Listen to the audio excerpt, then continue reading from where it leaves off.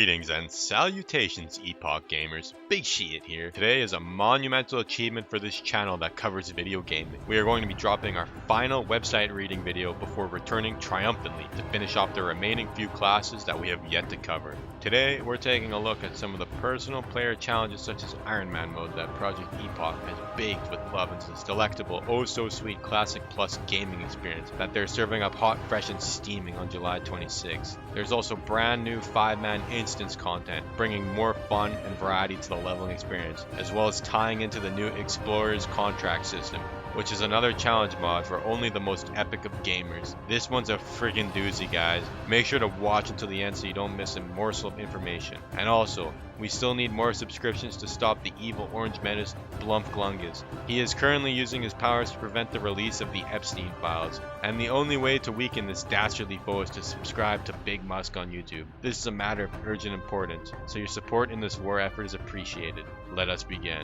Welcome back, little ones. I have yet another story for you, and this is the story of challenges on Project Epoch. Challenges are an optional way to modify your leveling experience, offering a simple yet game-changing twist on how you adventure through Project Epoch. Once the challenge begins, there's no turning back. Whether you're fighting for your character's life or exploring every corner of Azeroth, each challenge delivers a unique and unforgettable, and also, they forgot this here, they have unforgettable journey, but they forgot to put unforgettable, meaningful journey, because we all know the journey through Azeroth is one of the most meaningful journeys you'll take through your life. So to share your meaningful journey, track progress, and connect with others taking on challenges, join the global/challenges chat channel. Here you can discuss strategies, celebrate milestones, and see how fellow adventurers are faring. As you can see, we'll take a quick scroll down. I think it makes more sense to read these and then go back up to how it works. So the first challenge is Soul of Iron. And they even have their own faction. So the Chroniclers, and you get a title, the Iron Rot. The fuck? Rot. Iron Rot. So a lighter take on hardcore, inspired by Season of Mastery. I don't even know. I didn't play Season of Mastery. I don't know what kind of system they had. The rule is simple. Don't die. As long as you remain alive, you'll have access to a custom flex emote to display your status. Okay, base. However, if you fall, you face a choice. Delete your character and start fresh, or undertake a trial of patience. Return to your nearest faction capital at walking speed, with severely reduced stats and no access to flight paths or teleports. Upon arrival, speak to a chronicler to remove the challenge and continue your journey without a Soul of Iron. Okay, so if I am interpreting this right, if you die, let's say like I'm level 42 and I die, I have two options. I can delete my character completely, or I can convert him into a standard 42 character that's no longer an Iron Man, which is nice because honestly, like if you fail the challenge, like you may as well keep the character and play it have it as like a normal alt, right? So you'll lose any Iron Man status. You won't be considered an Iron Man anymore, but you'll be able to keep the character and level it to max level if you desire. You have to walk to the faction capital at walking speed, so it's gonna take you a while of just AFK auto running, I guess auto walking. But yeah, you'll be able to at least salvage something of your character. And then next up, the Explorer's Contract. Steam Weedle Cartel faction, and the title you get, The Patient. This challenge reshapes how you level by halving all experience sources, except for exploration. To progress efficiently, you'll need to fully immerse yourself in Project Epoch's expansion-worthy quests and content, traveling across the world in search of new discoveries. With fewer experience gains from kills and quests, dungeon runs become more valuable, and exploration is key. Expect to venture into lesser-known regions, take on additional challenges, and embrace the grind as you experience Azeroth like never before. Every level earned is a true accomplishment, and only the most dedicated explorers will reach the journey's end. When did, you're only getting half from kills? Okay, I was gonna say it's kills and quests, and they're talking about dungeon runs becoming more valuable. Wouldn't it make sense to only farm dungeons? But you still get half XP from mobs in dungeons. I think what they mean by dungeons are more valuable is that the gear lasts you longer. Like, you won't out-level the gear as fast as you would normally, so it really makes it worth running the dungeons a couple times and getting really kitted out before you continue your adventure. So, and it seems, I guess if they're adding 1600 new quests, you'll actually have enough quests to make it to max level with 0.5 XP rates. So for everyone in the comments who's always gushing over how much they love leveling, then there you go, 0.5 XP rate just for you. I hope to see you guys using it, and everyone that is that loves leveling and gets mad at me for hating it, Then let's see the, I want to see the patient title on all of you. So I hope to see some screenshots from you guys. So yeah, opting in. So how does this work? Every challenge begins in a consistent and straightforward way, ensuring you can jump in quickly and easily. No matter which challenge you choose, the process remains the same, allowing you to focus on the adventure ahead without any unnecessary complications. Where? So each secondary town or city hosts a challenge NPC for every available challenge. If you're unsure where to find them, a nearby guard can provide direction, ensuring you can quickly start your adventure. So it seems like you would have to run a fresh character. Oh, it's level, okay, this is level 8 or below. Challenges can only be started at level 8 or below. If you exceed this level, you will be unable to participate. To remind you, once you reach level 5, you will receive an in-game mail from each of the challenge factions. Okay, so you can like do Valley of Trials or whatever until level 5. Like you just kind of get to start, do the starting zone. I think it would almost make more sense to put them in the starting zone so you can start at level 1. You know what I mean? Like why aren't they not just in the starting zone? And then you should have to do, instead of walking to the city, you just walk to the Valley of Trials or fucking Death Knell or whatever, you know what I mean? Or Cold Ridge Valley. You don't have to run to the city, and then you don't have to, it just starts at level 1. I think this is kind of,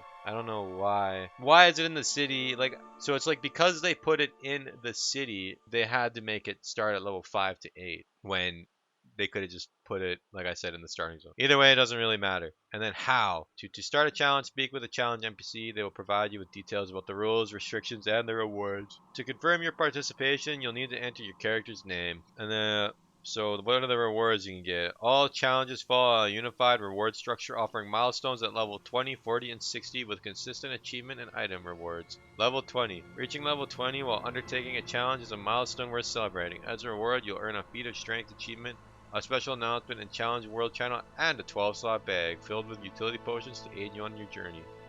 That's kind of cool. So you get some extra bag space and some pots, just a little bit of a little Scooby snack for your journey to make it a little more convenient, let's say. And then level 40, at level 40, the rewards improve. You'll receive a 16 slaughter, a more potent selection of potions, and another achievement to mark your progress. Your success will also be broadcasted in the challenges world chat, letting others know of your dedication. Finally, at level 60, you'll claim the ultimate prize. Your efforts will be recognized with an 18-slot bag, top tier potions, and a grand announcement in the world channel celebrating your achievement. To commemorate your journey, you will also receive an exclusive title that reflects the challenge you conquered. So yeah, the Iron Rot and the Patient. And we can see the achievements here. They got Artisan, reach level 60. Yeah, the reward container. So this is for the Soul of Iron, and this is the Explorer's Contract rewards. Get some containers, and you get the Patient title. So moving on, I think this is also a good segue, since they talk about utilizing dungeon runs as they're more valuable. You'll be enjoying some dungeons. Well, lo and behold, not only that, but Project Epoch has some new dungeons for us. So let's just mosey on over here. And also they've got new raids, but we'll start with dungeons. Dive into entirely new dungeons brimming with unique quests, powerful armor and weapons, and mechanics designed to challenge even the most seasoned adventurers. Unravel deep mysteries as you explore uncharted territory in Project Epoch, breathing new life into classics. Rediscover iconic dungeons like Wailing Caverns and the Dead Mines with overhauled layouts, stunning visuals. Guys, they're going to be stunning, keep that in mind. Upgraded enemies, and innovative mechanics. These revamped experiences come with fresh item rewards to make your journey even more rewarding. From the heart of Azeroth to its darkest corners, every Blogzord dungeon has been enriched with new armor, equipment drops, and engaging quests. While not every boss has been reworked, countless changes ensure that every dungeon offers fresh challenges and surprises. So they've expanding the experiences of the road ahead. Project Epoch's dungeon ethos does not stop here. Is it ethos or ethos? Ah, fuck, who cares? Expect future overhauls, extensions, and entirely new adventures to keep your dungeon crawling experience exciting and dynamic. Your next epic journey is just around the corner. So, Dead Mines. There's some changes happening to the Dead Mines. It is said the Dead Mines gold deposits once accounted for a third of Stormwind's treasure reserves. Amid the chaos of the First War, the mines were abandoned and later thought to be haunted, leaving them relatively untouched until the Defias Brotherhood, a group of former laborers turned brigands, claimed the labyrinth as a base of operation for its subversive activities against Stormwind. The reimagining of a fan-favorite spot includes a custom model, improved layout, a wider range of trash mobs, original items, and inventive mechanics, creating an entirely new and fresh adventure. So yes, Dead Mines has been completely updated and reworked, as you can see by the pictures I've been so lovingly editing in for your viewing pleasure with some smooth stock transitions. So I hope you enjoy that doozy of an edit. And next up, we got Wailing Caverns. Years ago, the famed druid Gnarlex and his followers descended into the shadowy Wailing Cavern, named for the mournful cry one hears when steam bursts from the cave system's fissures. Gnarlex planned to use the underground springs to restore lushness to the arid barrens, but upon entering the Emerald Dream, he saw visions of regrowth turn into a waking nightmare, one that has plagued the cavern ever since. The instance has been completely transformed with a custom model, redesigned layout, varied enemies, distinctive items, and innovative mechanics, offering a fresh take on the classic setting. It's looking kind of clean, not gonna lie.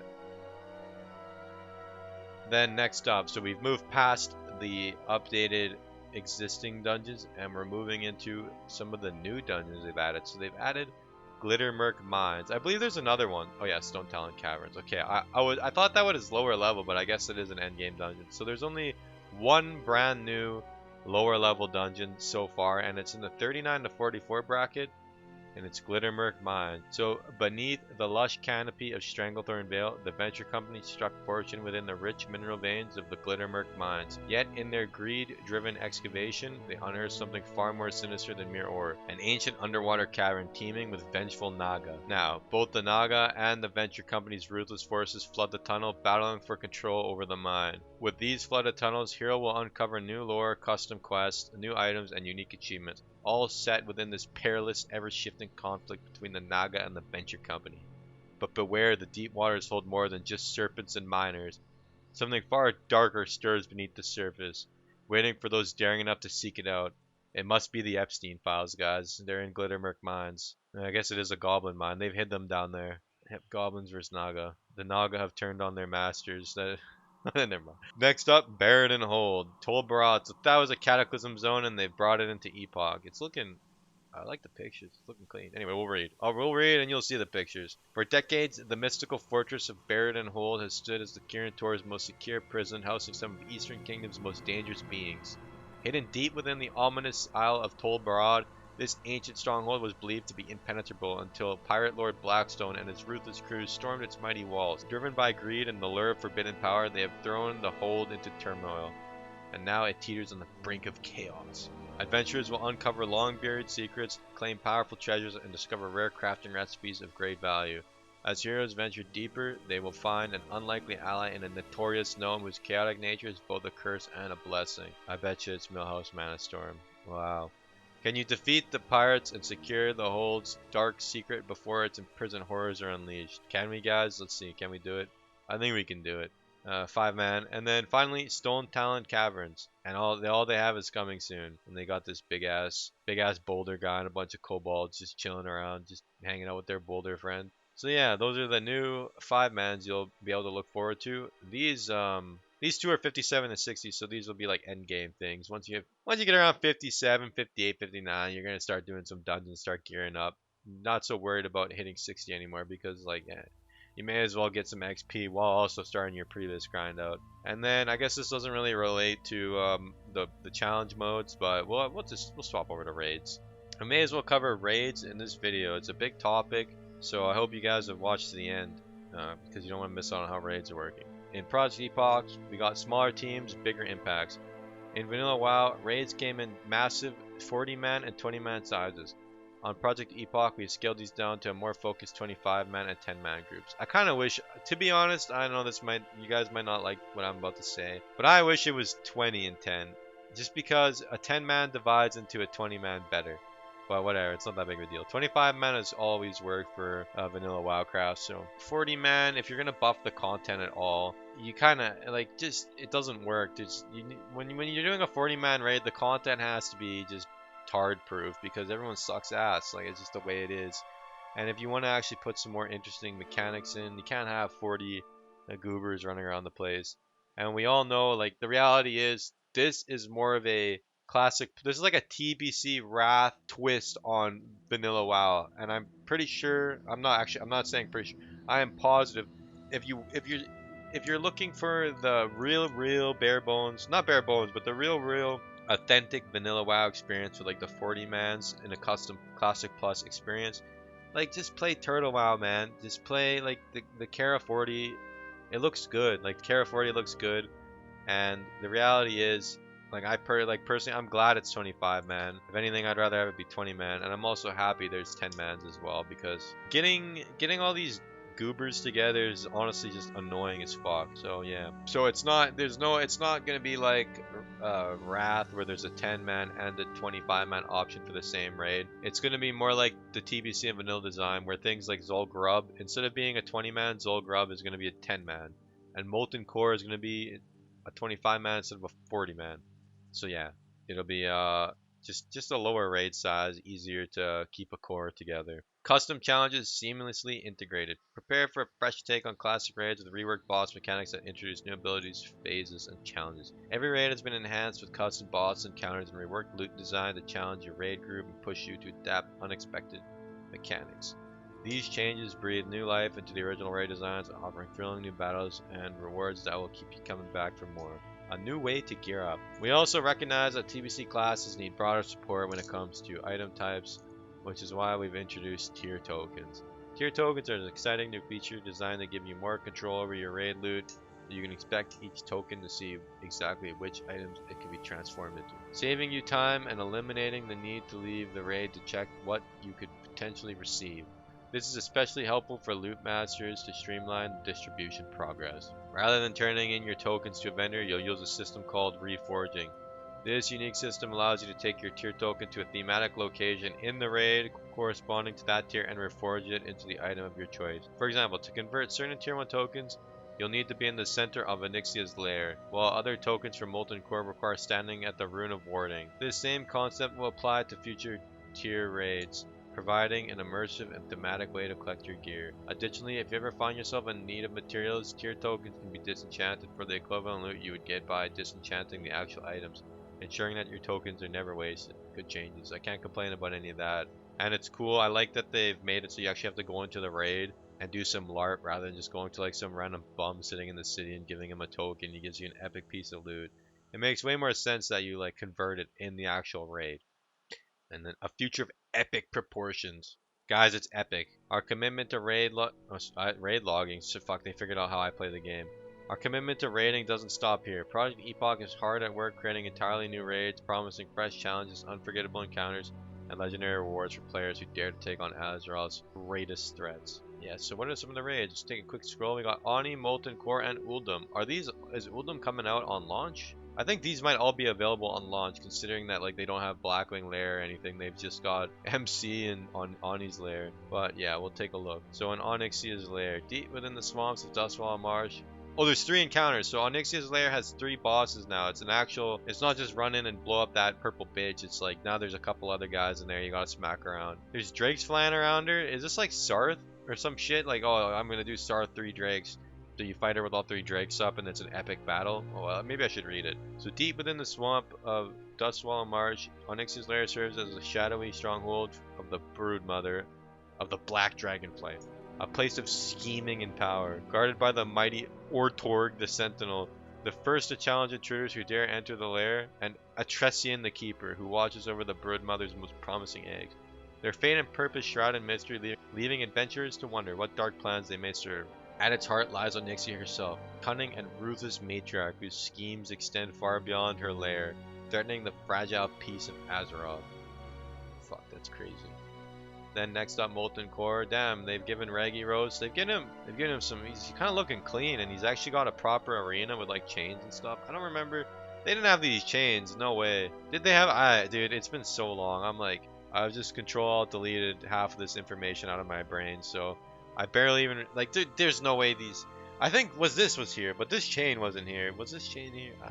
I don't know. Maybe they've dripped it up. I feel like they've dripped this up. Otherwise, they wouldn't have shown us a picture of it. And it looks, yeah, I don't know, maybe it is the same. Molten Core is a shithole. Far beneath the molten peaks of Blackrock Mountain lies the Molten Core, a seething realm where Ragnaros the Firelord rules with an iron fist. But if this is the seething realm, where's the coping realm? Alongside his loyal servants such as Fire Elements, Fire Giants, and his trusted Major Domo executives, He commands a land of relentless heat and ceaseless destruction. Hidden deep within the molten core, a secret addition awaits only the boldest of adventurers. The mysterious challenge, unlike anything previously seen in the core, what lies beyond the familiar paths is a test of both courage and cunning.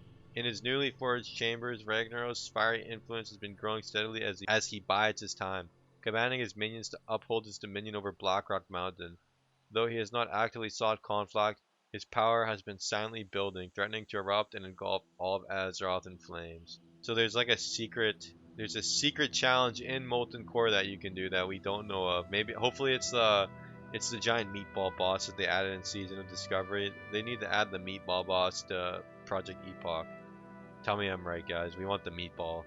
And then finally, Uldum, a new raid in Uldum, a new raid in Teneris. They've got got some cool Titan-looking architecture on the side, some crystals, some LARP ass light coming in, and then we got this moss dude, big ass moss dude. Holy fuck! For a second, I'm like, I thought that was just a normal moss dude, but then I saw the 5'11" moss dudes right by his feet. He's 6 feet tall, and this guy's 5'11". So he's a big moss guy. He looks pretty dangerous, but yeah. Either way, so that's all the raids that we know of so far on launch, all the dungeons on launch, and it's looking like a doozy of a time. And what's going to be even more of a doozy is if you guys subscribe to the channel and keep a lookout. Next couple videos will be finishing off the classes, and then I think that's pretty much it. Like, we don't have much more to talk about in relation to Project Epoch other than maybe some news updates or whatever. But like, the server's coming out in 10 days, so I make this video, and then I have 3 more classes to do. Fuck, I'm out of content, guys. It's not looking good. Looks like I have to get a McJob again. But either way, thanks for watching. Peace.